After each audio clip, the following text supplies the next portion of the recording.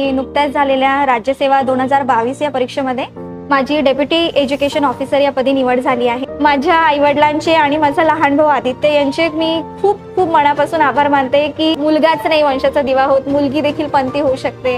आपली अशी एकदम अनॉइंग बहीण की जी कधी पण तिचा विस्फोट होऊ शकतो। मी जर त्या परीक्षेला तुमचं सर्व काही मांडलं ना की माझ्या आयुष्यात जसा काल परवा आनंदाचा क्षण आला तसं तुमच्याही आयुष्यात नक्की येईल। एकदम डोळ्यात पाणी आलं सर्वांच्या आणि घरात इतका आनंद झाला, इतका जल्लोष झाला। यावेळेस 22ला मी सरांना जुलै महिन्यापासून त्रास देत आहे की सर आपल्याला यावेळेस खूप चांगलं करायचं आहे, खूप चांगलं करायचं आहे। बिलकुल अतिशय न कंटाळता जे माझ्या आयुष्याच्या इंटरव्ह्यूचे सर चाणक्य बनले त्याबद्दल सरांचं खूप खूप म्हणजे मनापासून अभिनंदन। एक ते सरांना कधी जाते भेटायला असं एकदम म्हणजे जोपर्यंत मी ते आले नसते ना, आता मी थोडी स्टेबल झाली आहे।